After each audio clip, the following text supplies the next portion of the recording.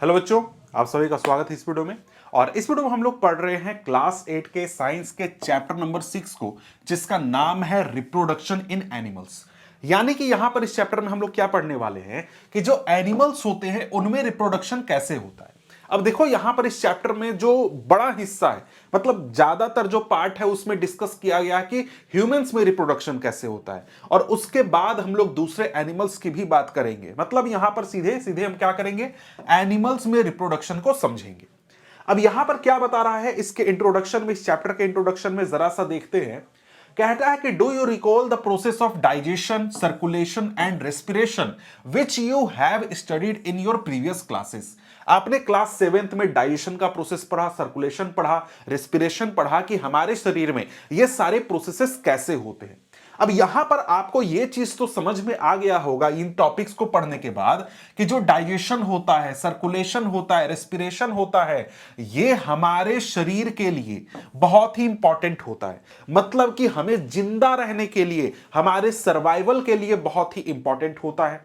अब इसके साथ साथ आपने पिछले क्लास में यानी क्लास 7th में प्लांट्स में भी रिप्रोडक्शन पढ़ लिया है कि प्लांट्स में रिप्रोडक्शन कैसे होता है। ठीक है, अब यहां पर देखो बात यह है कि जो रिप्रोडक्शन का प्रोसेस है, वो रिप्रोडक्शन का प्रोसेस किसी भी इंडिविजुअल के लिए, सर्वाइवल के लिए इंपॉर्टेंट नहीं है।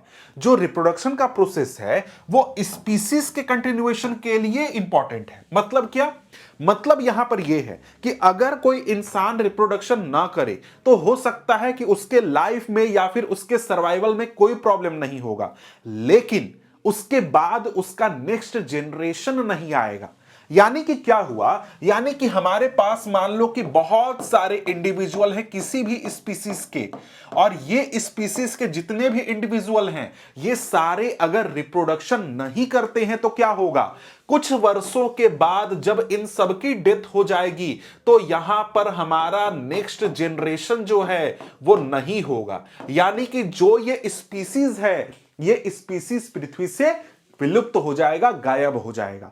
जैसे यहां पर हम इंसान की बात करें तो सभी इंसान अगर रिप्रोडक्शन नहीं करते हैं तो जो नेक्स्ट जनरेशन है वो आएगा ही नहीं, और जितने इंसान हैं उनके मरने के बाद क्या होगा भाई, इंसान पृथ्वी से गायब हो जाएंगे। इसी प्रकार से जो भी स्पीसीज रिप्रोडक्शन नहीं करेगी, एक समय के बाद वो स्पीसीज पृथ्वी से विलुप्त हो जाएगी। समझ गए बात को?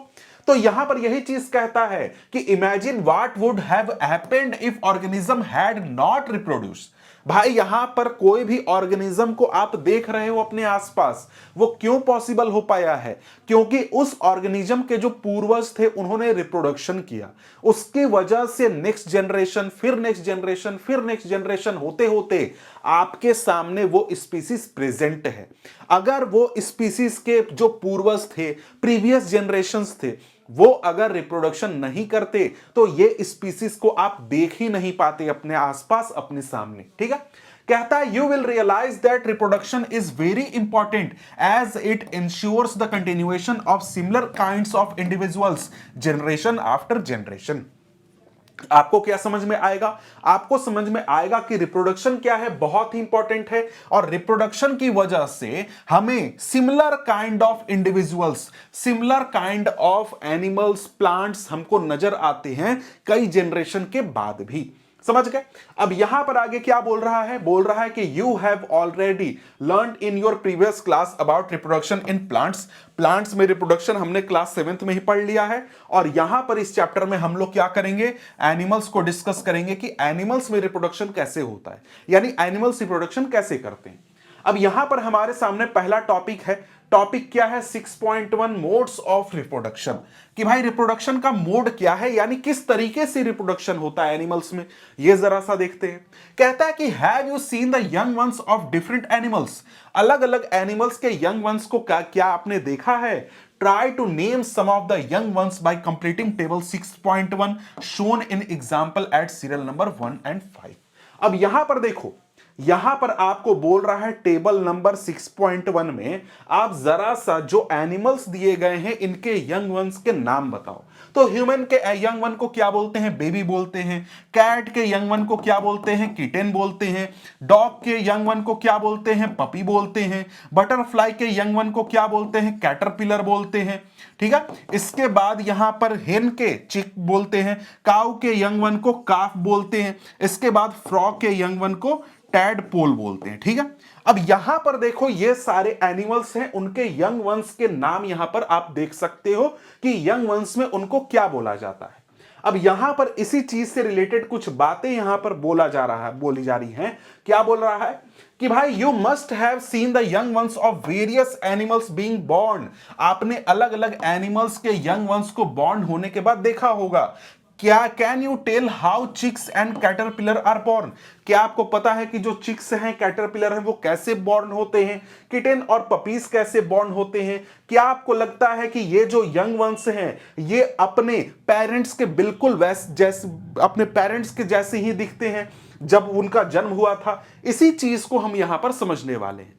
मतलब क्या है यहां पर है कि भाई जो हमारे आसपास एनिमल्स हैं वो अलग अलग मोड के जरिए रिप्रोडक्शन करते हैं, और हमारे पास जिस प्रकार से हमने प्लांट्स में देखा था कि रिप्रोडक्शन दो तरीके से होता है, उसी प्रकार से एनिमल्स में भी दो प्रकार से रिप्रोडक्शन होता है।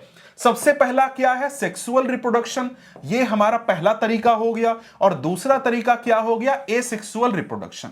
अब इन दोनों में फर्क क्या है? तो भाई फर्क यहां पर जैसे जैसे हम लोग पढ़ेंगे वैसे वैसे हमको समझ में आ जाएगा। बहुत ही छोटा सा सिंपल सा फर्क है। तो हम लोग सबसे पहले क्या करते हैं? सेक्सुअल रिप्रोडक्शन को पढ़ना शुरू करते हैं कि यहां पर हमें क्या पढ़ना है, क्या जानना है, क्या समझना है। कहता है कि try to recall reproduction in plants which you studied in class 7th। आपने क्लास 7th में जो रिप्रोडक्शन पढ़ा था प्लांट्स में, उसको जरा सा रिकॉल करने की कोशिश करो कि वहां पर आपको क्या पढ़ाया गया था। आपको वहां पर पढ़ाया गया था कि जो प्लांट्स होते हैं जो कि सेक्सुअली रिप्रोड्यूस करते हैं, उनमें मेल और फीमेल रिप्रोडक्टिव पार्ट्स होते हैं। यह चीज आपने पढ़ा था कि मेल और फीमेल रिप्रोडक्टिव पार्ट्स होते हैं। और क्या इन पार्ट्स का नाम आप बता सकते हो? अगर याद है तो भाई जरा कमेंट करके बताओ कि आपको याद है कि आपने क्लास 7th में क्या पढ़ा था। मुझे भी पता चलेगा कि भाई आप ध्यान दे रहे हो, आपको क्लास 7th वाला भी याद है। तो जरा कमेंट करके बताओ कि क्या होते हैं प्लांट्स के मेल और फीमेल पार्ट्स के नाम। ठीक है, इसके बाद यहां पर आगे देखें तो क्या कहता है कि in animals also males and females have different reproductive parts और ऑर्गन्स। अब यहां पर देखो थोड़ा सा डिफरेंट है कि जो प्लांट्स होते हैं उनमें कई सारे प्लांट्स ऐसे होते हैं जो कि बाइसेक्सुअल होते हैं, मतलब कि उनमें मेल पार्ट भी प्रेजेंट होगा, फीमेल पार्ट भी प्रेजेंट होगा। समझ गए? तो यहां पर यह चीज एनिमल्स में जनरली नहीं होता है। एनिमल्स में क्या होगा कि मेल एनिमल अलग होगा, फीमेल एनिमल अलग होगा। ठीक है, दोनों अलग अलग होंगे और उनके पास मेल और फीमेल रिप्रोडक्टिव पार्ट्स होंगे। समझ गए? अब यहां पर आगे क्या कहता है कि like plants the reproductive parts in animals also produce gametes that fuse to form zygote. अब देखो जिस प्रकार से प्लांट्स में हमने देखा था कि जो मेल गैमेट है जो कि मेल पार्ट द्वारा प्रोड्यूस किया जाएगा, और जो फीमेल गैमेट है जो कि फीमेल पार्ट द्वारा प्रोड्यूस किया जाएगा, जब दोनों मिलेंगे तो क्या होगा? जाइगोट का फॉर्मेशन होगा। और बिल्कुल यही चीज एनिमल्स में भी होती है। एनिमल्स में क्या होता है भाई? एनिमल्स में जो मेल है और जो फीमेल है, इन दोनों में एक के पास क्या होगा? मेल रिप्रोडक्टिव पार्ट होगा, एक के बाद फीमेल रिप्रोडक्टिव पार्ट होगा। दोनों के द्वारा क्या किया जाएगा? गैमेट का फॉर्मेशन किया जाएगा। एक हमारा मेल गैमेट एक फीमेल गैमेट का फॉर्मेशन करेगा। तो यहां पर दोनों फ्यूज होकर के क्या बनाएंगे? जाइगोट बनाएंगे। ठीक है, अब यहां पर देखो ये है सिंपली हमारा सेक्सुअल रिप्रोडक्शन। सेक्सुअल रिप्रोडक्शन में क्या होता है? सेक्सुअल रिप्रोडक्शन में मेल गैमेट अलग होता है, फीमेल गैमेट अलग होता है, और दोनों जब मिलते हैं तब एक जाइगोट का फॉर्मेशन करते हैं जो कि फ्यूचर में जाकर के यंग वंस का फॉर्मेशन करता है। ठीक है, लेकिन जब हम लोग एसेक्सुअल रिप्रोडक्शन का बात करते हैं, जो कि यहां पर अभी तुरंत हम लोग देख रहे थे, एसेक्सुअल रिप्रोडक्शन में ऐसा कुछ नहीं होता है। एसेक्सुअल रिप्रोडक्शन में सिंगल पेरेंट होता है और जो यंग वंस है उसी का एक कॉपी तैयार होता है जो कि सेक्सुअली तैयार नहीं होता है, वो दूसरे प्रोसेस से जो कि हम आगे देखेंगे उससे तैयार होता है। मतलब सेक्सुअल रिप्रोडक्शन में गैमेट का फॉर्मेशन होगा, मेल गैमेट फीमेल गैमेट का, जिसके जरिए जाइगोट बनेगा। और एसेक्सुअल रिप्रोडक्शन में ऐसा कुछ नहीं होगा, सिंगल पेरेंट होगा, ठीक है। इसके बाद यहां पर देखें तो आगे यहां पर यही चीज कहता है कि it is the zygote which develops into a new individual. जो जाइगोट तैयार किया जाएगा वही जाइगोट फ्यूचर में जाकर के कुछ समय के बाद नए इंडिविजुअल में तैयार होगा या फिर डेवलप करेगा। कहता है this type of reproduction beginning from the fusion of male and female gametes is called sexual reproduction. और यही हमारा क्या है, सेक्सुअल रिप्रोडक्शन। तो सेक्सुअल रिप्रोडक्शन क्या होता है, सिंपली आप समझ गए कि जहां पर मेल गैमेट और फीमेल गैमेट के मिलने से जाइगोट बने और वो जाइगोट फ्यूजर में इंडिविजुअल में डेवलप हो, तो इस प्रकार का जो रिप्रोडक्शन होगा वो हमारा क्या कहलाएगा, सेक्सुअल रिप्रोडक्शन कहलाएगा। कहता let us find out the reproductive parts in humans and study the process of reproduction in them. हम लोग अब क्या करेंगे, ह्यूमंस के रिप्रोडक्टिव पार्ट्स को देखेंगे, पढ़ेंगे और उनमें किस प्रकार से रिप्रोडक्शन होता है ये चीज पढ़ेंगे। सबसे पहले यहां पर आ जाते हैं हम लोग किसकी ओर, मेल रिप्रोडक्टिव ऑर्गन्स की ओर, जो कि मेल्स में पाया जाता है, ठीक है।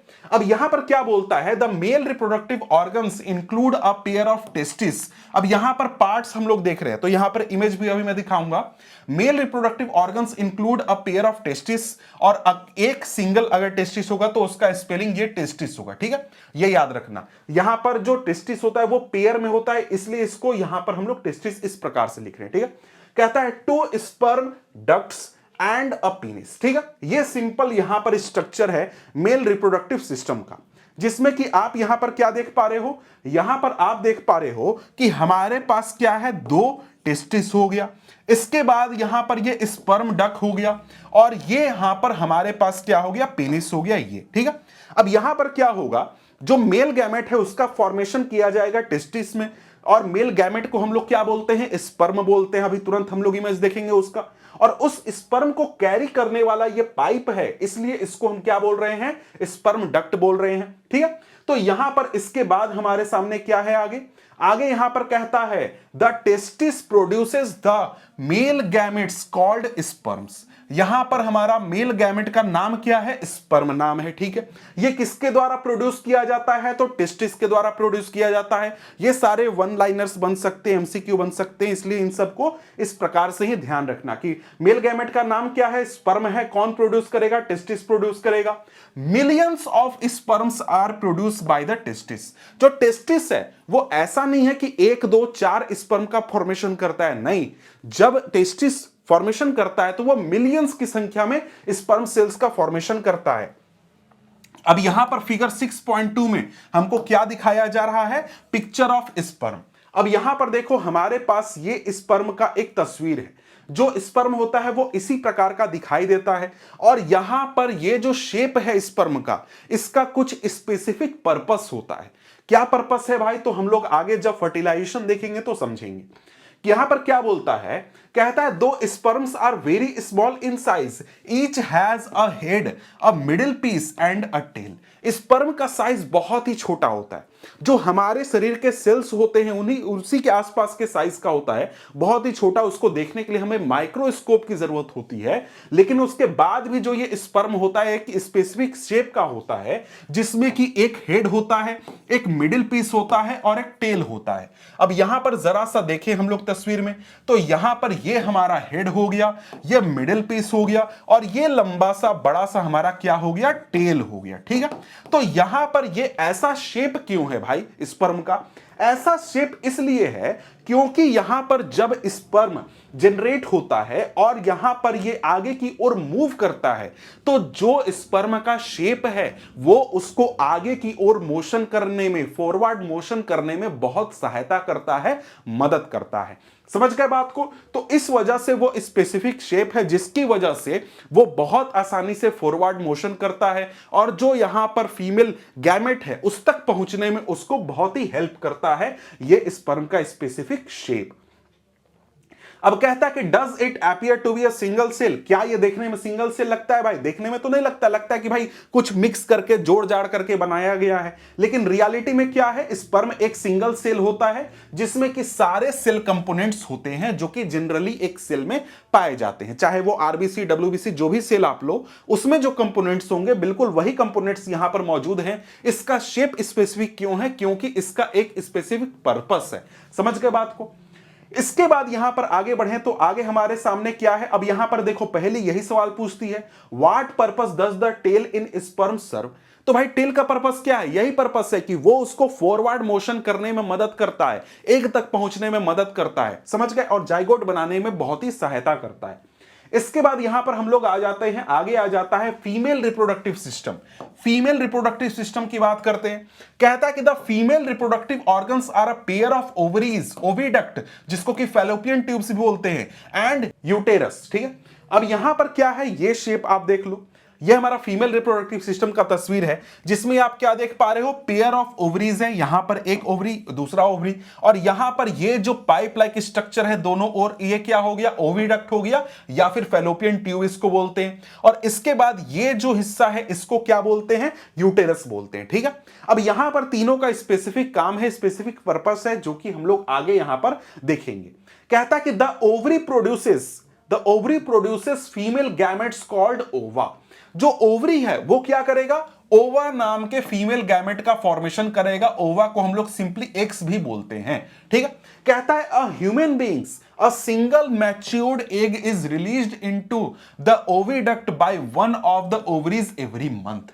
क्या होता है, देखो यहां पर ये हमारा एक एग है जो कि फीमेल गैमेट है, जो कि ओवा जिसको हम लोग बोल रहे हैं, जो कि ओवरीज के द्वारा बनाया जाता है फीमेल बॉडी में। ठीक है, अब यहां पर क्या होता है कि जो फीमेल रिप्रोडक्टिव सिस्टम है उसमें जो ओवरीज हैं, दो ओवरीज हैं, दोनों में से कोई एक ओवरी एक हर महीने एक एग को या फिर ओवा को जनरेट करेगा और यूटेरस की ओर भेजेगा। मतलब यहां पर क्या हुआ कि भाई इस महीने हो सकता है कि इस वाले ओवरी ने जनरेट किया, अगले महीने इस ओवरी ने जनरेट किया, और ये दोनों क्या करेंगे, बारी बारी से एक एक एग का फॉर्मेशन करके यूटेरस की ओर भेजेंगे। ठीक है, ये यहां पर फीमेल रिप्रोडक्टिव सिस्टम का वर्किंग हो गया। इसके बाद यहां पर आगे बता रहा है क्या कि uterus is the part, uterus वो जगह है जहां पर बेबी का डेवलपमेंट होता है। मतलब कि क्या होगा, जब एग को, इस एग को भेजा जाएगा यूटेरस की ओर, और उस रास्ते में ही मुलाकात किससे होगी, स्पर्म से होगी, और वहां पर दोनों मिलकर के क्या बनाएंगे, जाइगोट बनाएंगे। और जाइगोट जब यहां पर पहुंचेगा यूटेरस में, तो यूटेरस में ही यहां पर डेवलपमेंट होगा बेबी का। कैसे होगा अभी हमें आगे पढ़ना है, समझना है। ठीक है, कहता है like the sperm an egg is also a single cell. जैसे कि स्पर्म के बारे में हमने बात किया कि स्पर्म एक सिंगल सेल होता है, उसी प्रकार से जो एग है वो भी एक सिंगल सेल होता है। ठीक है, सिंपल सी बात है, कुछ इसमें टफ है नहीं। यहां पर आप तस्वीर देख सकते हो, ह्यूमन ओवम है, ओवा भी बोलते हैं, ओवम भी बोलते हैं। न्यूक्लियस यहां पर हो गया हमारे पास, ये पूरा हमारा क्या हो गया, सेल हो गया। ठीक है, इसके बाद यहां पर अगर हम लोग देखें तो बूझो क्या सवाल पूछ रहा है। कहता है Boojho recalls that the size of eggs in animal varies. Animals में एग का साइज वेरी करता है। The egg may be very small as in humans, much larger as in hens, ostrich egg is the largest. अब यहां पर क्या है, अलग अलग एनिमल्स के एग का साइज अलग अलग होता है। तो भाई देखो यहां पर जो हेन्स होते हैं उनका एग देखोगे इतना छोटा होगा, वहीं पर ऑस्ट्रिच का एग देखोगे तो काफी बड़ा होता है। इसके अलावा दूसरे किसी एनिमल का एग देखोगे तो वो कुछ अलग साइज का होता है। तो जो वो एग्स हैं, जैसे हेन का एग हो गया या फिर ऑस्ट्रिच का एग हो गया, वो दूसरा एग है, और हम यहां पर जिस एग की बात कर रहे हैं ह्यूमंस में, वो दूसरा एग है। ह्यूमंस का एग जो होता है वो बहुत ही स्मॉल होता है, माइक्रोस्कोप से हमें देखना पड़ता है, और वो रियलिटी में एग नहीं है। जो ह्यूमंस का एग हम लोग बोल रहे हैं ना, वो क्या है, एक प्रकार का गैमेट है। समझ गए? तो ये किस प्रकार का गैमेट है, फीमेल गैमेट है। ठीक है, और ये एक प्रकार से क्या काम करेगा, मेल गैमेट के साथ मिलेगा और उसके बाद जाइगोट का फॉर्मेशन करेगा। लेकिन यहां पर जो हमारा ऑस्ट्रिच का एग हम लोग देख पाते हैं, हेन का एग देख पाते हैं, वो सब क्या है, रियलिटी में जाइगोट है। समझ गए ना, वो वहां पर जाइगोट का फॉर्मेशन हो चुका है। ठीक है। अब यहां पर हम लोग क्या कर चुके हैं, दोनों रिप्रोडक्टिव पार्ट्स यानी male reproductive part, female reproductive part को अच्छी तरीके से पढ़ चुके हैं। इसके बाद यहां पर आगे बढ़े तो आगे हमारे सामने क्या आ जाता है टॉपिक फर्टिलाइजेशन। अब यहां पर हमको क्या पढ़ना है, फर्टिलाइजेशन के बारे में पढ़ना है। फर्टिलाइजेशन क्या हुआ भाई वो प्रोसेस जिसमें कि हमारा जो एग है और जो स्पर्म है वो मिलेंगे और क्या करेंगे, जाइगोट का फॉर्मेशन करेंगे। तो वो कैसे होता है, क्या होता है वहां पर, ये चीज अब हम लोग यहां पर पढ़ते हैं। कहता है कि the first step in the process of reproduction is the future of a sperm and an ovum.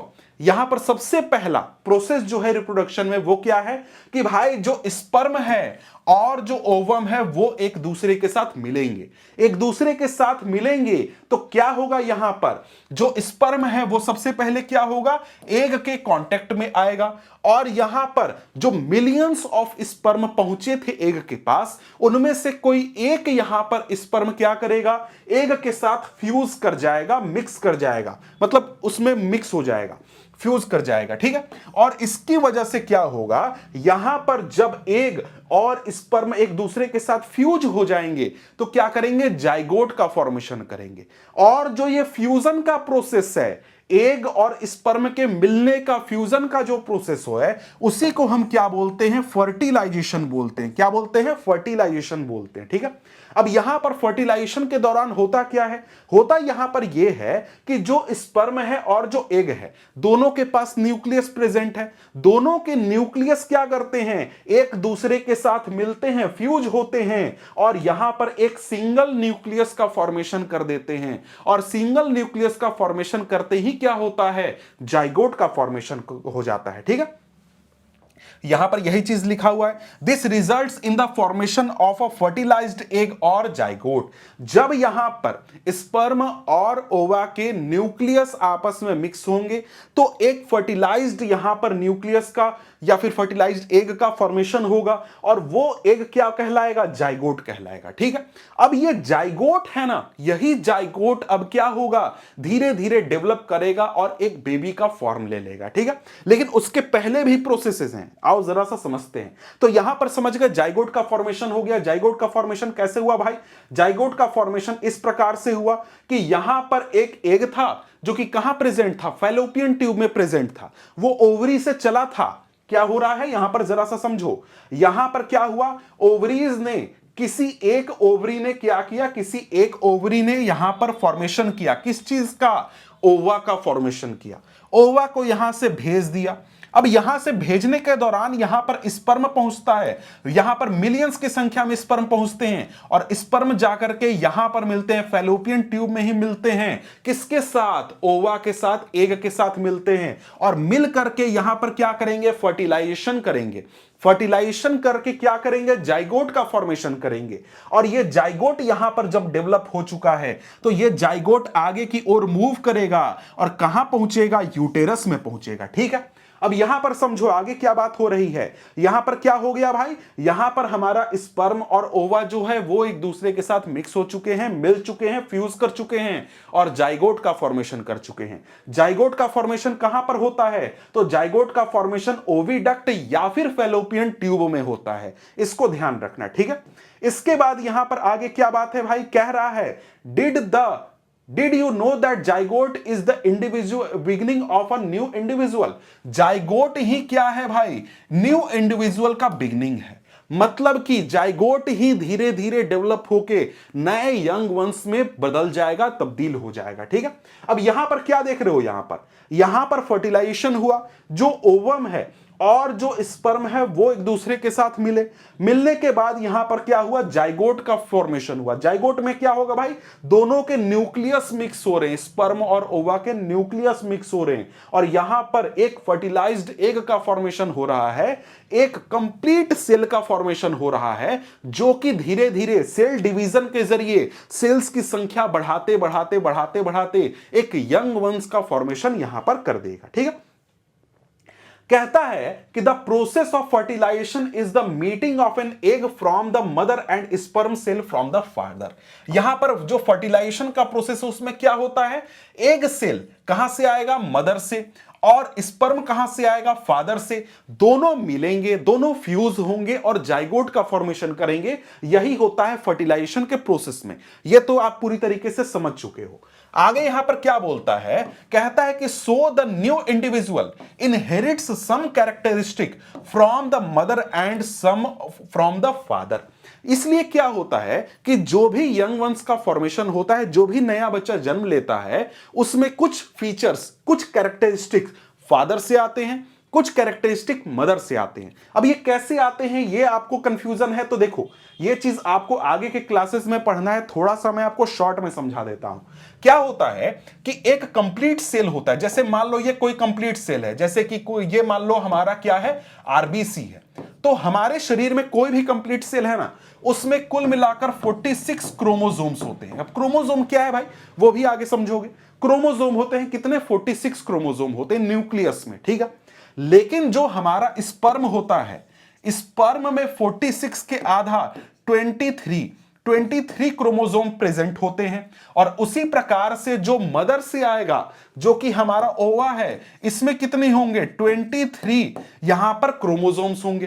तो जब ये स्पर्म और ओवा आपस में मिलेंगे, तो यहां पर दोनों के मिलने की वजह से क्या होगा, 46 क्रोमोसोम फिर से हो जाएंगे। तो यहां पर जो नया यंग वन जनरेट हो रहा है, ये यंग वन में क्या होगा, आधे कैरेक्टरिस्टिक्स कहां से आएंगे, फादर से, स्पर्म से, और आधे कैरेक्टरिस्टिक कहां से आएंगे, मदर से। तो इस प्रकार से यहां पर जो यंग वन है, उसके बॉडी में कुछ फीचर्स फादर से आते हैं, कुछ फीचर मदर से आते हैं। और ये फीचर कैसे दिखते हैं, कौन सा फीचर आएगा, कौन सा फीचर नहीं आएगा, ये सारी चीजें आप कहां पढ़ोगे, क्लास 10th में पढ़ोगे, हेरिडिटी चैप्टर में। समझ गए। तो यहां पर शॉर्ट में आप समझ लो। वैसे तो आपको यहां पर यह चीज समझाया नहीं गया है, लेकिन समझ लिए, ठीक है। आगे कहते हैं, कहता है लुक एट योर ब्रदर और sister, see if you can recognize some characteristic in them similar to those of your mother और योर फादर। तो आप जनरली ये देखते होगे कि किसी भी इंडिविजुअल को तुम देखोगे तो उसका कुछ कैरेक्टरिस्टिक तुमको लगे, अरे ये तो ये अपने फादर जैसा दिख रहा है, ये कैरेक्टरिस्टिक जो है ये बिल्कुल अपने मदर जैसा है। ये कैसे होता है, तो जो प्रोसेस मैंने समझाया उसी के जरिए होता है, ठीक है। अब यहां पर आगे हमको क्या पढ़ना है, हमको फर्टिलाइजेशन के टाइप्स पढ़ने हैं। तो यहां पर दो प्रकार के फर्टिलाइजेशन हमको पढ़ना है। सबसे पहला क्या है, सबसे पहला है इंटरनल फर्टिलाइजेशन। इंटरनल फर्टिलाइजेशन का मतलब क्या हुआ, सिंपल सी बात है। क्या बोल रहा है, बोल रहा है कि fertilization which takes place inside the female body is called internal fertilisation.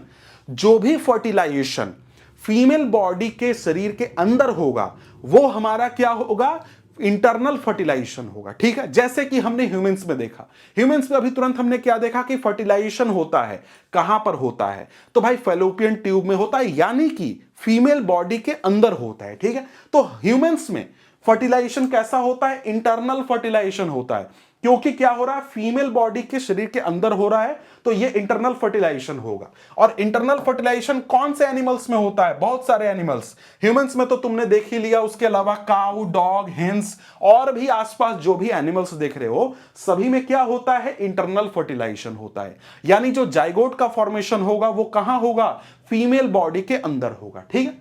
इसके बाद यहां पर आगे बढ़ते हैं, तो आगे यहां पर क्या है, ये अभी थोड़ा सा इधर पढ़ लेते हैं, फिर इसको मैं तुमको पढ़ा दूंगा, ठीक है।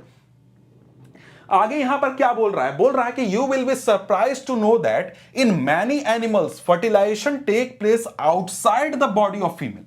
बहुत सारे एनिमल्स ऐसे हैं जिनके शरीर में जो फर्टिलाइजेशन होता है, मतलब शरीर में नहीं होता, जो उनके स्पीसीज का फर्टिलाइजेशन का प्रोसेस होता है, वो फीमेल बॉडी के अंदर नहीं बल्कि बाहर होता है। समझ गए। और यहां पर यही चीज कहता है कि in this animals fertilization take place in water. इन एनिमल्स में जो फर्टिलाइजेशन होता है वो कहां होता है, वाटर में होता है।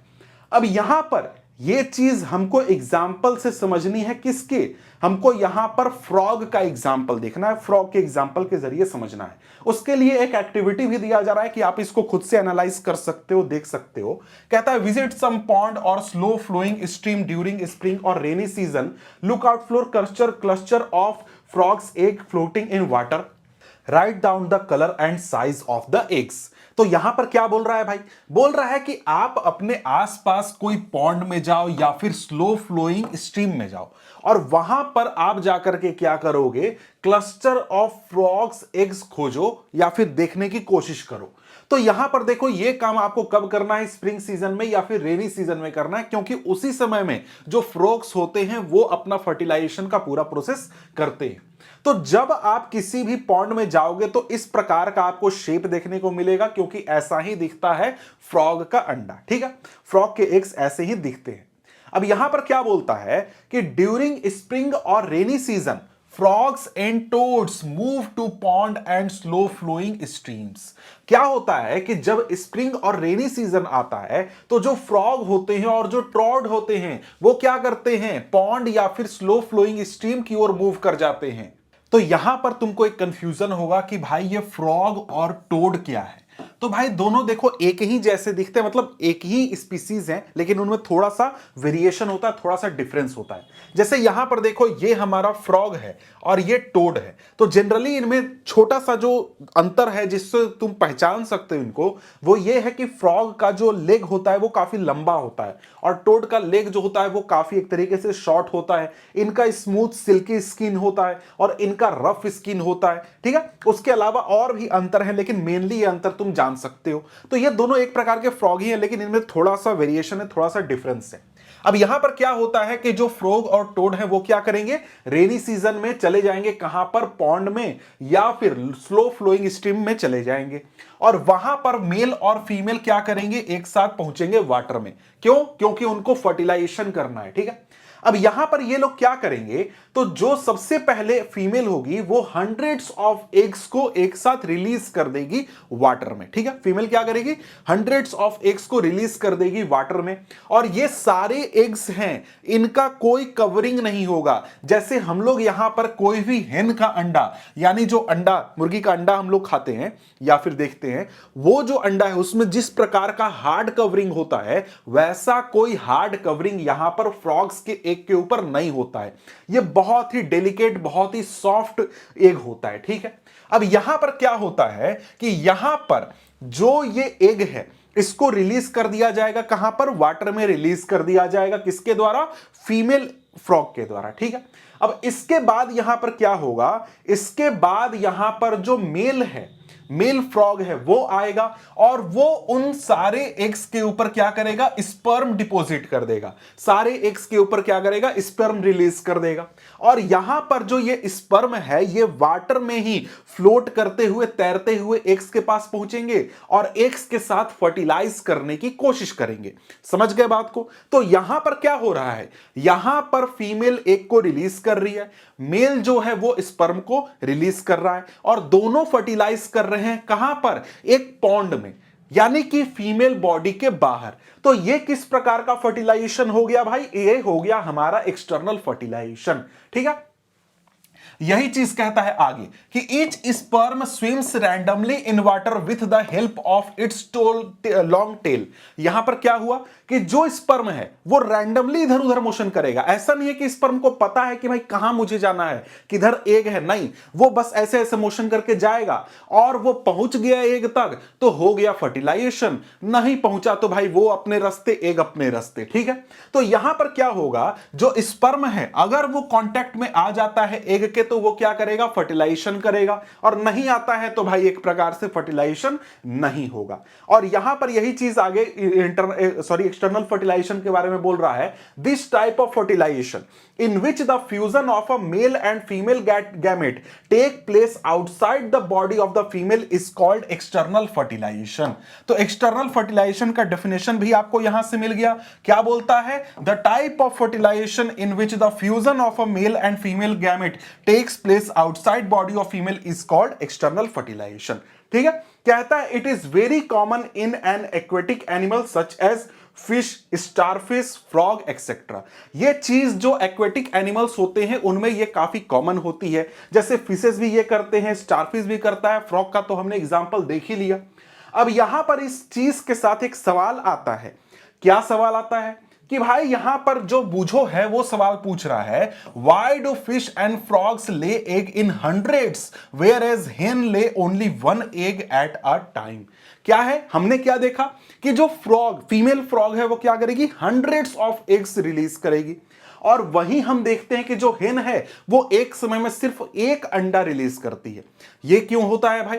तो यहां पर हेन का बात तो बिल्कुल अलग है, क्योंकि हेन में क्या हो रहा है, इंटरनल फर्टिलाइजेशन हो रहा है। इंटरनल फर्टिलाइजेशन होने के बाद यहां पर जाइगोट फॉर्मेशन होने के बाद वो एग बनता है, जो कि हम लोग देख पाते हैं।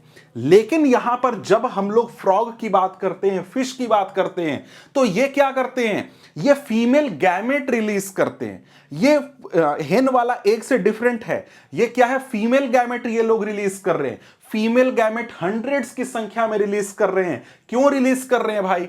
इसलिए रिलीज कर रहे हैं क्योंकि जब ये हंड्रेड्स की संख्या में, इस प्रकार से हंड्रेड्स की संख्या में एग्स को रिलीज करेंगे वाटर में, फीमेल्स द्वारा एग्स रिलीज किया जाएगा, और मेल्स आकर के क्या करेंगे, मेल्स आकर के यहां पर बहुत सारे स्पर्म रिलीज करेंगे, तो यहां पर ये सारा फर्टिलाइजेशन, यानी कि जो ये गैमेट का बनने का प्रोसेस है, फर्टिलाइजेशन का प्रोसेस है, ये कहां हो रहा है, पॉन्ड में हो रहा है।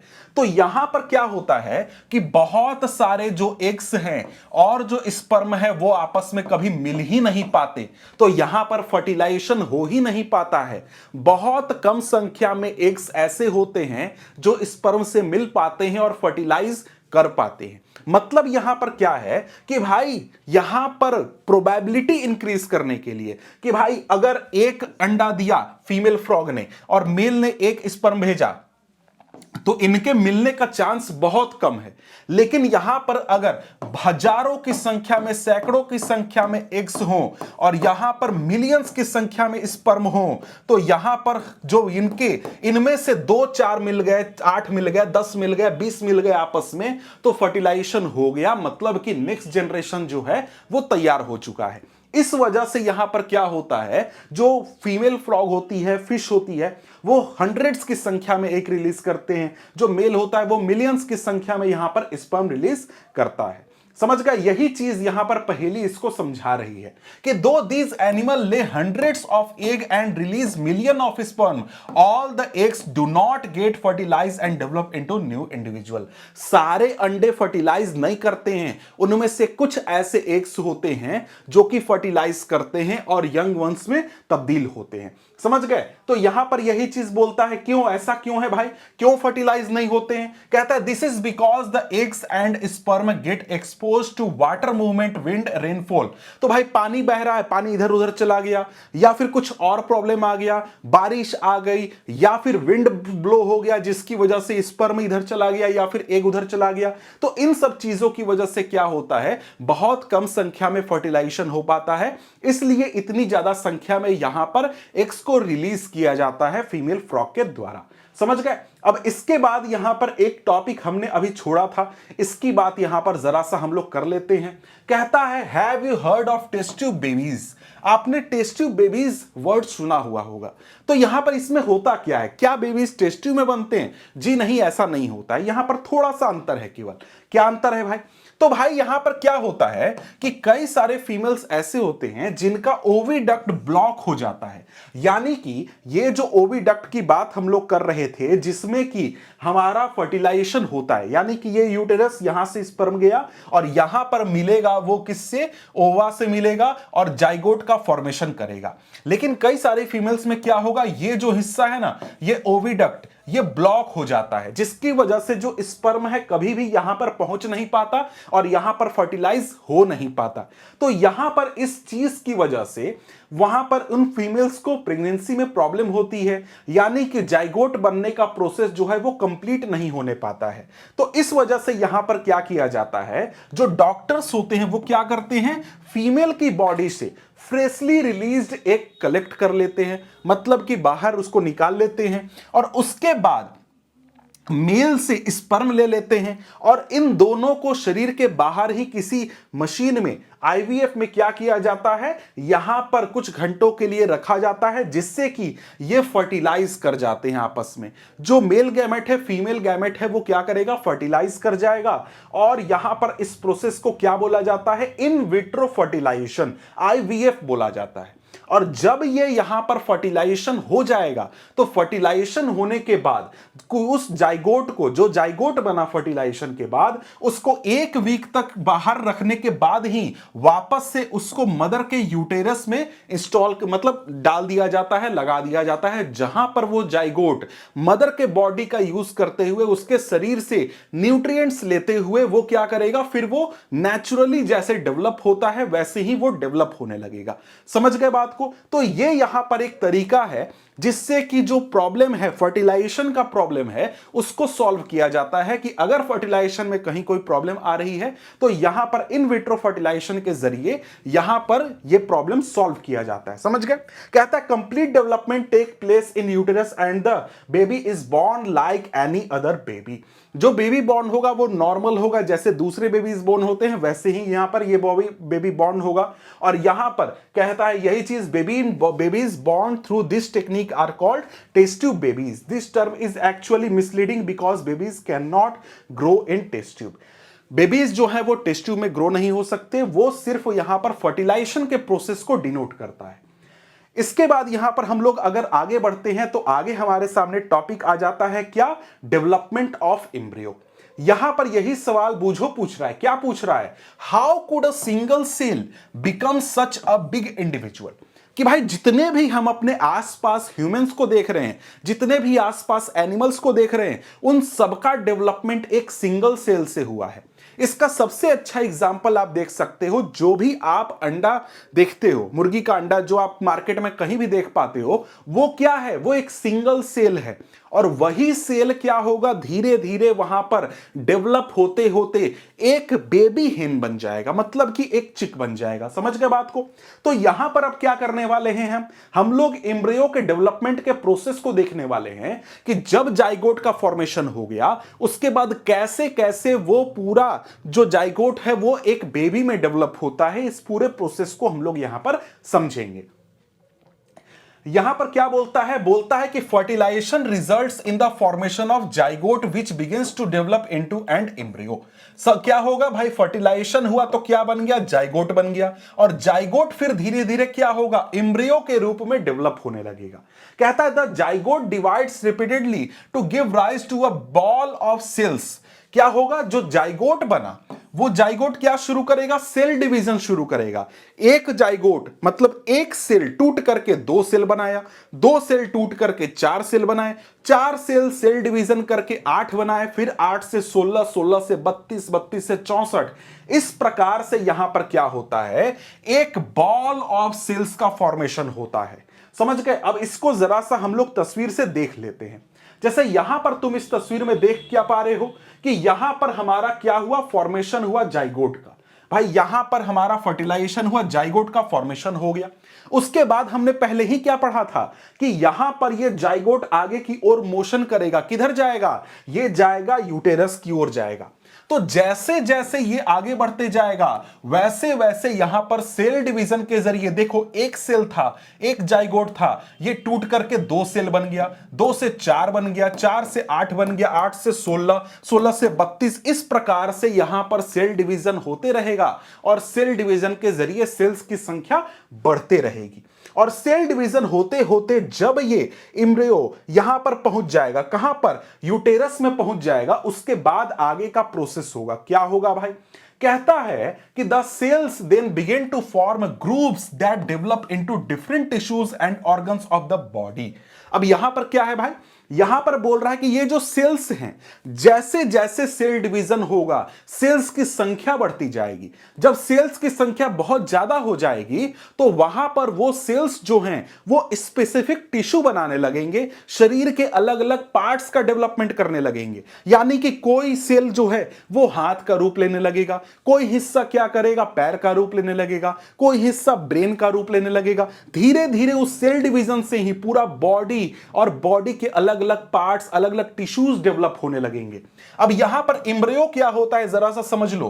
कहता है कि this developing structure is termed an embryo. जो ये डेवलपिंग स्ट्रक्चर है, जो जाइगोट हमने देखा था कि जाइगोट हमारा डेवलप हो रहा है, इस डेवलपिंग स्ट्रक्चर को ही हम लोग एम्ब्रियो बोलते हैं। एम्ब्रियो बोलने का मतलब क्या है कि भाई पहले जाइगोट था, अब वो डेवलप हो रहा है बेबी के रूप में। ठीक है, कहता है the embryo gets embedded in the wall of uterus for further development. अब यहां पर बात यह है कि जो ये एम्ब्रियो डेवलप हो रहा है, लगातार सेल डिवीजन हो रहे हैं, बहुत बड़ी संख्या में सेल्स का फॉर्मेशन हो रहा है और बॉडी के अलग अलग पार्ट्स बन रहे हैं। इन सब कामों के लिए बहुत एनर्जी चाहिए होती है। तो इस जाइगोट को, इस एम्ब्रियो को एनर्जी कहां से मिलेगा? तो इसकी वजह से, इसके लिए क्या होता है, जो ये एम्ब्रियो होता है ये जाकर के मदर के यूटेरस में अटैच हो जाता है, मदर के यूटेरस में एम्बेड हो जाता है और यूटेरस के वाल से ही यहां पर जो ये एम्ब्रियो है इसको सारी एनर्जी मिलती है, सारे न्यूट्रिएंट्स मिलते हैं मदर के बॉडी से। तो ये एम्ब्रियो यहां पर यूटेरस के वाल पर आकर के लग गया, एम्बेड हो गया। अब इसको जो भी न्यूट्रिएंट्स की रिक्वायरमेंट है अपने डेवलपमेंट के लिए वो कहां से मिलेगा? मदर के बॉडी से इसको मिलेगा। ठीक है, इसके बाद यहां पर देखिए तो यही देखो, ये आपको दिखाया गया है। यहां पर आपको एम्ब्रियो जो है वो क्या हो गया है, अटैच हो गया है और यहां पर ये क्या कर रहा है, न्यूट्रिएंट्स ले रहा है और एक साथ वो एक तरीके से वो डेवलप भी कर रहा है। इसके बाद यहां पर आगे देखें तो क्या कहता है, कहता है कि the embryo continues to develop the uterus. Embryo क्या होगा, यूटेरस में डेवलप होते रहेगा। It gradually develops body parts. क्या होगा, धीरे धीरे बॉडी पार्ट्स डेवलप होने लगेंगे, जैसे कि हैंड आ जाएंगे, लेग्स, हेड, आईज, ईयर्स, ये सारे बॉडी पार्ट्स डेवलप होने लगेंगे और यहां पर क्या फॉर्मेशन होगा, फीटस का फॉर्मेशन होगा। तो क्या बोल रहा है, the stage of the embryo in which all the body parts can be identified is called foetus. Embryo का वो स्टेज जिस समय में बॉडी के सारे पार्ट्स आइडेंटिफाई हो सकते हैं, जब ये स्टेज आ जाएगा तो उसको क्या बोलेंगे हम लोग, फीटस बोलेंगे। समझ गए? तो फीटस मतलब क्या कि भाई एम्ब्रियो इतना डेवलप हो चुका है कि बॉडी के सारे पार्ट्स जो हैं वो आइडेंटिफाई हो सकते हैं, तो वो क्या कहलाएगा, फीटस कहलाएगा। आगे यहां पर क्या बोलता है, when the development of the fetus is complete the mother gives birth to the baby। जब फीटस का पूरी तरीके से डेवलपमेंट हो जाता है तब यहां पर जो मदर है वो अपने बेबी को बर्थ देती है, जन्म देती है। ठीक है, और इसमें करीब 9 मंथ्स का टोटल समय लगता है जाइगोट के फॉर्मेशन से टोटल डेवलपमेंट में। ठीक है, अब यहां पर देखो यूटेरस की तस्वीर है और यहां पर जब ये पूरी तरीके से डेवलप हो जाएगा तो क्या होगा, बर्थ इसका हो जाएगा। आगे देखें तो यहां पर क्या बात कर रहा है, यहां पर एक और एक्स्ट्रा चीज बात हो रही है, हेंस की बात हो रही है। क्यों भाई हेंस की बात क्यों कर रहे हैं? क्योंकि यहां पर क्या बोलता है, देखो बोलता है कि internal fertilization takes place in hens also. Hens के बॉडी में भी क्या होता है, इंटरनल फर्टिलाइजेशन होता है। मतलब कि जाइगोट का फॉर्मेशन कहां पर हो रहा है, जाइगोट फॉर्मेशन हेंस के बॉडी के अंदर हो रहा है। लेकिन क्या हम हेंस को देखते हैं कि वो यंग वंस को जन्म देते हैं? क्या जो हेन है वो एक चिक को जन्म देती है? जी नहीं, हेन को हम क्या देखते हैं, हेन एक अंडा देती है। ठीक है, लेकिन ऐसा क्यों भाई? तो यहां पर वही चीज हमें समझना है कि भाई हेंस जो होते हैं उनके शरीर में भी इंटरनल फर्टिलाइजेशन होता है, लेकिन वहां पर वो बेबीज को जन्म नहीं देती बल्कि एग ले करती हैं। ठीक है, अब यहां पर ऐसा क्यों होता है समझते हैं। अब यहां पर क्या हुआ, हमने देखा कि फर्टिलाइजेशन हुआ, जैसे ह्यूमंस में हुआ वैसा ही फर्टिलाइजेशन हेंस में भी हुआ। जो जाइगोट है वो बन चुका है, जाइगोट बनने के बाद जाइगोट डिवाइड हो रहा है रिपीटेडली और वो क्या कर रहा है, ओविडक्ट से वो क्या कर रहा है, ट्रैवल कर रहा है, यूटेरस की ओर जा रहा है। अब यहां पर क्या होता है कि जो हेंस का बॉडी होता है उनमें जब जाइगोट डेवलप हो रहा होता है, जब जाइगोट एक प्रकार से सेल डिवाइड कर रहा होता है और पूरा जो चिक है वो एक प्रकार से डेवलप हो रहा होता है, तो यहां पर इस जाइगोट के चारों ओर एक प्रोटेक्टिव लेयर डेवलप हो जाता है, एक प्रोटेक्टिव लेयर बन जाता है। और ये जो आप प्रोटेक्टिव लेयर, इसको आसानी से देख पाते हो, जो भी अंडा आप देख रहे हो, एग देख रहे हो, उसका जो आउटर कवरिंग है वही प्रोटेक्टिव लेयर है, जो कि यहां पर हेन्स के बॉडी के अंदर जाइगोट के चारों ओर डेवलप होता है। समझ गए? यहां पर यही चीज कहता है, the hard shell that you see in hen's egg is one such protective layer. जो हार्ड शेल देखते हो वो तो है, उसके अंदर भी एक प्रोटेक्टिव लेयर होता है, वो भी यहां पर एक तरीके से तैयार होता है। अब यहां पर क्या बोलता है? बोलता है कि after the hard shell is formed around the developing embryo, इस एम्ब्रियो के चारों ओर जब हार्ड शेल पूरी तरीके से तैयार हो जाता है, तब यहां पर जो हेन है वो अंडा दे देती है, एग लेकर देती है। और यहां पर इसके बाद क्या होता है कि जो एम्ब्रियो है उसको 3 हफ्ते लगते हैं एक चीक में डेवलप होने में। समझ गए? तो यहां पर इसकी बात आपने देखा होगा कि जब एक हेन अंडा दे देती है, ऐसा नहीं कि अंडे को ऐसे ही फेंक दिया वो अपने आप डेवलप हो जाएगा, नहीं। वो तो उसको जो न्यूट्रिएंट्स चाहिए, जो भी डेवलपमेंट के लिए चीजें चाहिए, वो उस एग के अंदर है, उस एम्ब्रियो को जो भी चाहिए उस एग के अंदर है। लेकिन उसको उसके बाद भी डेवलप होने के लिए यहां पर हीट चाहिए होता है। इसकी वजह से यहां पर देखते होंगे कि जब भी कोई हेन अपना अंडा देती है तो उसके बाद वो एग पर जाकर के बैठती है, ताकि जितनी हीट जरूरत है, जितनी वार्मथ जरूरत है, वो वार्मथ वहां पर उस अंडे को, उस जो एम्ब्रियो है उसको दिया जा सके। और यहां पर इस तरीके से जब समय आता है, 3 हफ्ते का समय हो जाता है, उसके बाद उस एग के अंदर जो एम्ब्रियो है वो डेवलप होकर के बेबी चिक बनता है, और फिर वो अपना अंडा तोड़ करके उसके बाहर आ जाता है। ठीक है? इस प्रकार से यहां पर जो चिक होते हैं उनका जन्म होता है। इसके बाद यहां पर आगे बढ़े तो आगे यहां पर क्या बोलता है? बोलता है कि in animals which undergo external fertilization development of embryo take place outside the female body. अब यहां पर इसके बाद हमने फ्रॉग्स का भी एग्जांपल देखा था, और साथ ही देखा था कि जो फिशेस होती हैं उनमें भी एक्सटर्नल फर्टिलाइजेशन होता है। तो यहां पर कहता है कि जिन एनिमल्स में एक्सटर्नल फर्टिलाइजेशन होता है उनमें एम्ब्रियो का डेवलपमेंट भी बॉडी के बाहर ही होता है, फीमेल बॉडी के बाहर ही होता है। और यहां पर यही चीज कहता है कि the embryos continue to grow within their egg coverings. जो एम्ब्रियो डेवलप होता है वो एग कवरिंग के अंदर ही डेवलप होता है। हमने देखा था कि फ्रॉग के एग्स भी होते हैं, वो उनका जो कवरिंग होगा भले ही थोड़ा जेली टाइप सॉफ्ट कवरिंग होता है, लेकिन उसी में वो डेवलप होते हैं। ठीक है?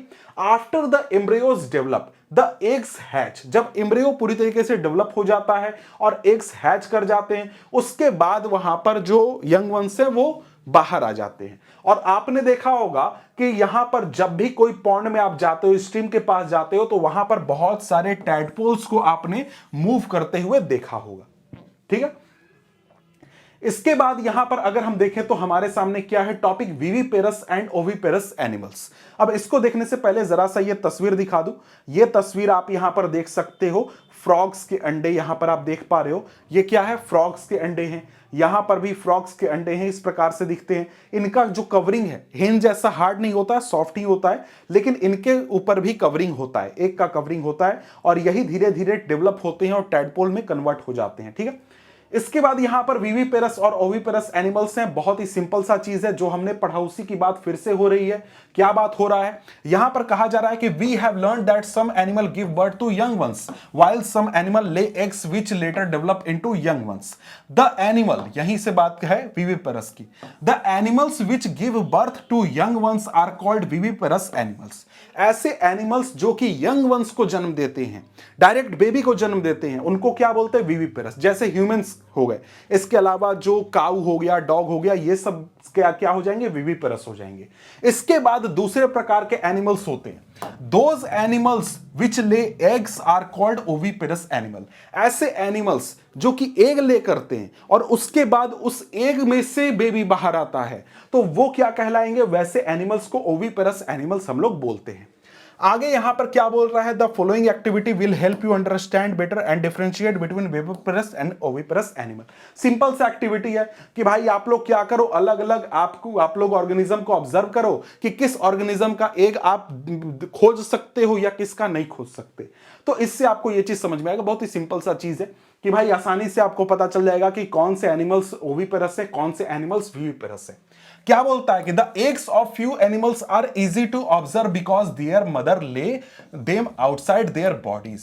कुछ एनिमल्स हैं जैसे कि हेन का एग्जाम्पल हम लोग देख सकते हैं, ऑस्ट्रिच हो गया, या फिर जो आपको बर्ड्स कुछ जैसे कि क्रो हो गया, और भी बहुत सारे बर्ड्स हैं जो कि एग ले करती हैं, उनका हम लोग एक प्रकार से एग जो है आसानी से फाइंड कर सकते हैं। और ये सब क्या हो जाएंगे भाई, ये सब ओविपेरस एनिमल्स हो जाएंगे।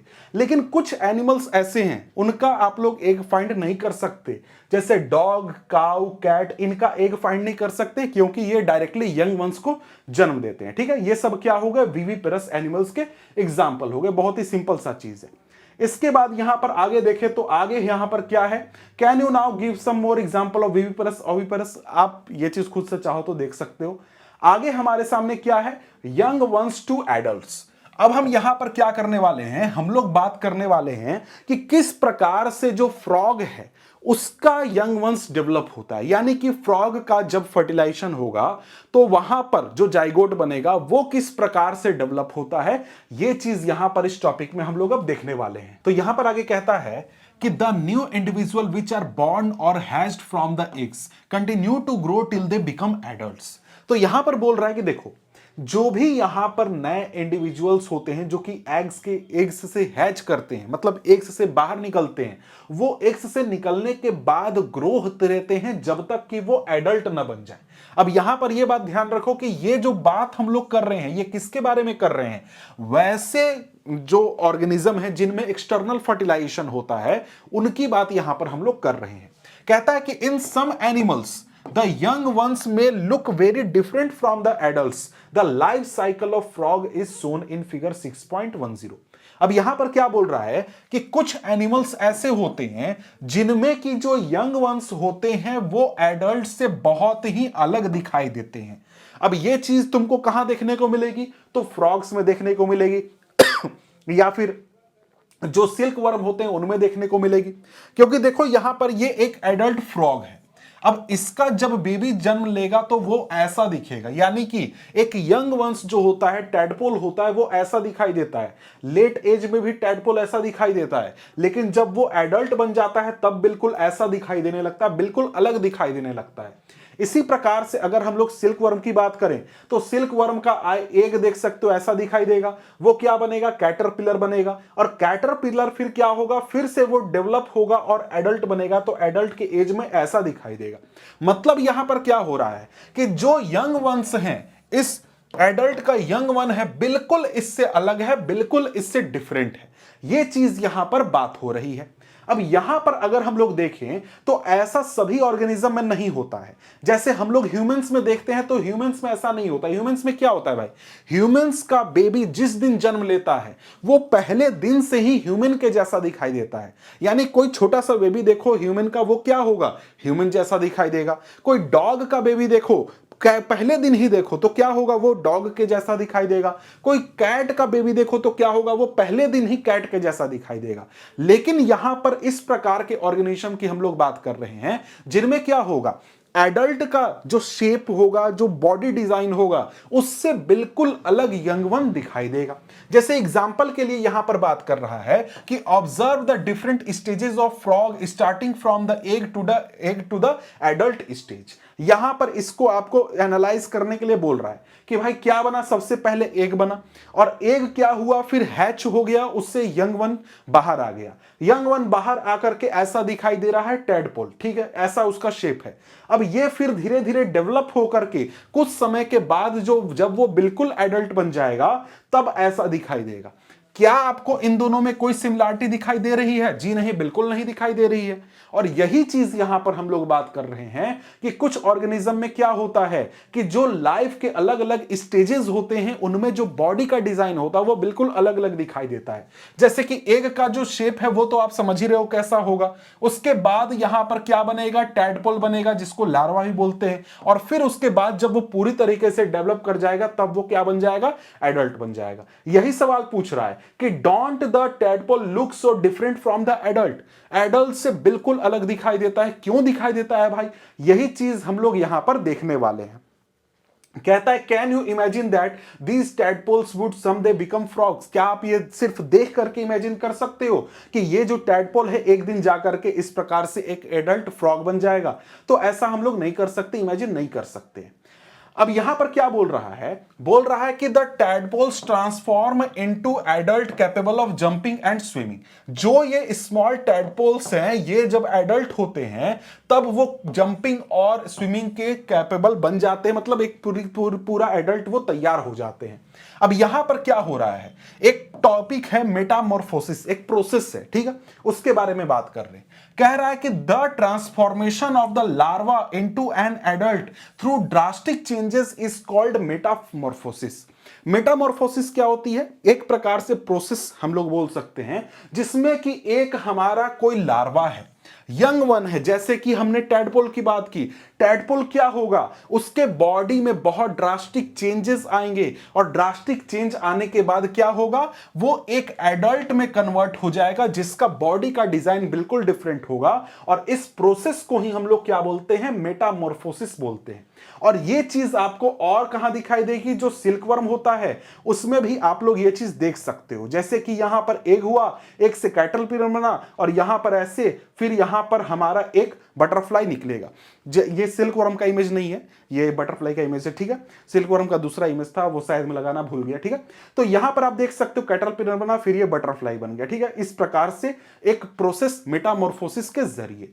इसके बाद यहां पर आगे बढ़ते हैं तो आगे क्या बोलता है कि what about the changes that we observe in our body as we grow. हमारे शरीर में भी तो चेंजेस होते हैं, हमारे शरीर में क्या मेटामॉर्फोसिस होता है? तो जी नहीं, ऐसा नहीं होता है। क्यों भाई? हमारे शरीर में क्या चेंजेस होते हैं? क्या हमारा हाथ पैर का डिजाइन चेंज हो जाता है क्या? जी नहीं। क्या हमारा चेहरे का डिजाइन चेंज हो जाता है? जी नहीं। हम सिर्फ क्या होते हैं, ग्रो होते हैं। और ग्रो होने के साथ साथ हमारे कुछ कैरेक्टरिस्टिक जो हैं वो उभर करके आ जाते हैं, सामने दिखाई देने लगते हैं। जैसे कि हम एडल्ट होते हैं, जब टीन एज में पहुंच जाते हैं तो ये दाढ़ियां दिखने लगती हैं, या फिर इसके अलावा जो हमारे सेक्सुअल बिहेवियर्स हैं या फिर सेक्सुअल जो फीचर्स हैं वो दिखाई देने लगते हैं। तो वो चेंजेस होते हैं, लेकिन इस प्रकार का चेंज हमारे बॉडी में नहीं होता है। समझ गए? अब यहां पर इसके बाद बात करें तो हम लोग आगे बढ़ते हैं और पहुंच जाते हैं कहां पर, टॉपिक नंबर 6.3। और टॉपिक क्या है, एसेक्सुअल रिप्रोडक्शन। तो हमने एनिमल्स में सेक्सुअल रिप्रोडक्शन को पढ़ लिया, अब हम लोग क्या पढ़ेंगे, एसेक्सुअल रिप्रोडक्शन पढ़ेंगे। अब एसेक्सुअल रिप्रोडक्शन जो हम लोग पढ़ने वाले हैं वो कुछ खास एनिमल्स को ध्यान में रख के पढ़ने वाले हैं, क्योंकि हमारे आसपास जो लार्ज साइज के एनिमल्स होते हैं उनमें क्या होता है भाई, सेक्सुअल रिप्रोडक्शन होता है। लेकिन यहां पर हम लोग क्या करेंगे, बहुत ही स्मॉल एनिमल्स जैसे कि हाइड्रा या फिर माइक्रोस्कोपिक ऑर्गेनिज्म जैसे कि अमीबा, इनकी बात करने वाले हैं कि इनका रिप्रोडक्शन कैसे होता है। तो ये लोग रिप्रोड्यूस करते हैं एसेक्सुअल रिप्रोडक्शन से, ठीक है। तो यहां पर आगे क्या बोल रहा है, यहां पर हम लोग सबसे पहले हाइड्रा की बात करने वाले हैं। हाइड्रा के बारे में क्या बोल रहा है कि हर एक हाइड्रा में आप क्या देखोगे कि बल्जेस जनरेट होते हैं, और ये बल्जेस जो हैं एक प्रकार से नए इंडिविजुअल्स होते हैं जो कि धीरे धीरे डेवलप होने के बाद उस एडल्ट हाइड्रा से अलग हो जाते हैं। और ये जो बल्जेस हैं इनको हम लोग क्या बोलते हैं, बर्ड्स बोलते हैं, और ये एक प्रकार से नए इंडिविजुअल्स होते हैं। तो यहां पर अगर हम लोग देखें तो ये हाइड्रा की तस्वीर है। अब हाइड्रा के स्लाइड्स भी मिलते हैं, तो ओरिजिनल में भी देखोगे तो ऐसा ही कुछ दिखाई देता है। तो ये एक हाइड्रा है। अब इसमें क्या करना है, इसको रिप्रोडक्शन करना है, यानी कि नए एक इंडिविजुअल को जन्म देना है। तो ये कैसे करेगा, इसके शरीर में से एक इस प्रकार से यहां पर बल्ज उठेगा, और ये बल्ज जो है एक प्रकार से डेवलप होने लगेगा। और ऐसा भी हो सकता है कि एक हाइड्रा में एक से ज्यादा बल्जेस एक साथ डेवलप हो, और ये बल्ज धीरे धीरे डेवलप होते होते यहां पर क्या होगा, एक यंग वन में डेवलप हो जाएगा, और ये टूट करके इसके शरीर से अलग हो जाएगा। और ये जो बल्ज है इसको हम लोग क्या बोलते हैं, बड बोलते हैं। और ये जो मोड ऑफ एसेक्सुअल रिप्रोडक्शन है इसको हम लोग बोलते हैं बडिंग।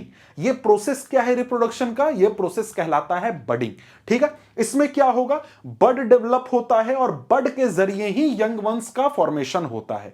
और एक साथ एक हाइड्रा कई सारे बड भी डेवलप कर सकता है, यानी कई सारे यंग वंस को एक साथ डेवलप करा सकता है। तो यहां पर कोई भी हमारा मेल गैमेट नहीं है, फीमेल गैमेट नहीं है, जाइगोट का फॉर्मेशन नहीं हो रहा है, इसलिए ये क्या है, हमारा एसेक्सुअल रिप्रोडक्शन है। और यहां पर पेरेंट्स की संख्या कितनी है, सिंगल पेरेंट है। तो ये हमारा क्या हो गया, एसेक्सुअल मोड ऑफ रिप्रोडक्शन हो गया, ठीक है।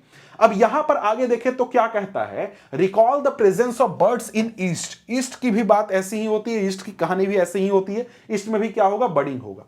कहता है कि in hydra too the new individuals develop as outgrowth from a single parent. एक सिंगल पेरेंट के आउटग्रोथ के रूप में नए इंडिविजुअल्स का जन्म होता है। This type of reproduction in which only a single parent is involved is called asexual reproduction. Asexual reproduction में क्या होगा भाई, सिर्फ सिंगल पेरेंट होंगे और सिंगल पेरेंट से ही एक नए इंडिविजुअल का जन्म होगा। तो ये हमारा मोड ऑफ रिप्रोडक्शन क्या होगा, एसेक्सुअल रिप्रोडक्शन। इसको दूसरी तरीके से भी आप कह सकते हो कि ऐसा मोड ऑफ रिप्रोडक्शन जिसमें कि गैमेट फॉर्मेशन ना हो या फिर मेल गैमेट फीमेल गैमेट का इन्वॉल्वमेंट ना हो, वो हमारा एसेक्सुअल रिप्रोडक्शन हो जाता है। कहता है कि since new individual develop from birds in hydra this type of asexual reproduction is called budding. Hydra में जो मोड ऑफ रिप्रोडक्शन है उसको क्या बोलते हैं, बडिंग बोलते हैं। बडिंग बोलते हैं क्यों, क्योंकि यहां पर जो नए इंडिविजुअल का जन्म होता है वो एक बड के जरिए होता है, ठीक है। इसके बाद यहां पर देखें तो हम लोग दूसरा मोड ऑफ एसेक्सुअल रिप्रोडक्शन देखते हैं, दूसरा तरीका देखते हैं, और ये हम लोग एग्जांपल के रूप में किसकी बात करेंगे, अमीबा की बात करेंगे। तो भाई अमीबा में देखें तो अमीबा में क्या होता है, अमीबा का स्ट्रक्चर तो आप जानते ही हो कि भाई ये है अमीबा का बॉडी स्ट्रक्चर। अमीबा भी रिप्रोडक्शन करता है, लेकिन कैसे करेगा भाई, एसेक्सुअल रिप्रोडक्शन से करेगा। और एसेक्सुअल में क्या होगा यहां पर अमीबा के बॉडी में, तो यहां पर अमीबा क्या है, एक सिंगल सेल्ड ऑर्गेनिज्म है। तो यहां पर क्या होगा, ये जो सेल है यानी अमीबा का जो बॉडी है वो सिंपली क्या करेगा, डिवाइड कर जाएगा। एक सेल से वो डिवाइड करके दो अमीबा यानी दो सेल्स का फॉर्मेशन कर देगा, और यहां पर उस प्रोसेस के दौरान न्यूक्लियस का भी डिवीजन होगा और दो न्यूक्लियस बन जाएंगे। और इस प्रकार से क्या होगा, इस प्रकार से एक अमीबा डिवाइड होकर के दो अमीबा बना देगा। और इस प्रकार से क्या होगा, यहां पर हमारे पास पहले एक अमीबा था, अब क्या हो गया, दो अमीबा बन गए। तो यहां पर एक प्रकार से इनको बोला जाता है डाउटर अमीबा, ठीक है, यानी कि बेटी इनको बोला जाता है, बेटियां, ठीक है, वो तो अलग बात है। तो बात यहां पर क्या है, यहां पर इस प्रकार से सेल डिवीजन, जैसे हमारे शरीर में सेल डिवीजन होता है, बिल्कुल उसी प्रकार से यहां पर जो अमीबा का बॉडी है वो डिवाइड कर जाता है, दो अमीबा में डिवाइड कर जाता है। और इस मोड ऑफ रिप्रोडक्शन को हम लोग क्या बोलते हैं, बाइनरी फिजन बोलते हैं, ठीक है। आगे कुछ बातें लिखी हुई हैं उनको पढ़ भी लेते हैं ताकि कुछ भी छूटे नहीं। कहता है this is followed by division of its body into two, मतलब सबसे पहले न्यूक्लियस डिवाइड होगा, फिर पूरा बॉडी दो पार्ट्स में डिवाइड होगा, और उसके बाद अंत में हमारे पास क्या होगा, दो अमीबा प्रेजेंट होंगे, पहले एक था फिर दो हो जाएगा। इस प्रकार के एसेक्सुअल रिप्रोडक्शन को, जिसमें कि एनिमल दो नए सेल्स का फॉर्मेशन या फिर दो नए ऑर्गेनिज्म का फॉर्मेशन करता है, इसको हम लोग बाइनरी फिजन बोलते हैं। क्या बोलते हैं, बाइनरी फिजन। बाइनरी फिजन मतलब कि एक से दो बन रहा है, ठीक है। कहता है apart from budding and binary fission there are other methods by which a single parent reproduces young ones. इसके अलावा, इन दो के अलावा भी कई सारे मोड ऑफ रिप्रोडक्शन हैं जिनके जरिए सिंगल पेरेंट से यंग वंस का फॉर्मेशन होता है, जिनके बारे में हम लोग क्लास 10th में अच्छी तरीके से पढ़ने वाले हैं। तो यहां पर इनको हम लोग क्या करेंगे, आगे के क्लासेस में पढ़ेंगे, ठीक है। तो यहां पर इतना ही एसेक्सुअल में पढ़ना था। अब यहां पर देखो आपको एक डॉली यानी कि एक क्लोन की कहानी बताई गई है। अब यहां पर देखो डॉली का तस्वीर ये आप देख सकते हो, ये क्या है भाई, ये यहां पर इस जो शीप है, ये शीप है, इसका ये क्लोन है। क्लोन कहने का मतलब है कि इसके एक सेल को लिया गया और इसका एक फोटोकॉपी तैयार कर दिया गया। कैसे तैयार किया गया, तो भाई यहां पर क्या किया गया कि ये स्कॉटिक ब्लैकफिश हमारा ईव जो है, इसका लिया गया एक एग, ठीक है, उसमें से जो इसका न्यूक्लियस था उस न्यूक्लियस को निकाल करके इसके सेल के न्यूक्लियस को डाला गया और फिर वहां पर उसको डेवलप करा दिया गया, इसके बॉडी में एम्ब्रियो के रूप में डेवलप करा दिया गया। और जब यहां पर जन्म हुआ तो डॉली जो थी वो एक प्रकार से बिल्कुल आइडेंटिकल थी इस फिन डोरसेट शीप के, समझ गए। तो ये एक प्रकार से अलग चीज है, क्लोन तैयार करने का प्रोसेस है। और इसके बाद और दूसरे जो एक्सपेरिमेंट हुए हैं वो उतने सक्सेसफुल नहीं हुए हैं, ये एक सक्सेसफुल एक्सपेरिमेंट था। तो उसके बारे में पूरी कहानी अगर आप पढ़ना चाहते हो तो यहां पर पढ़ सकते हो, ठीक है। तो यहां पर ये चैप्टर हमारा खत्म होता है, समाप्त होता है। मिलते हैं आपसे अगले वीडियो में अगले चैप्टर के साथ, तब तक के लिए गुड बाय।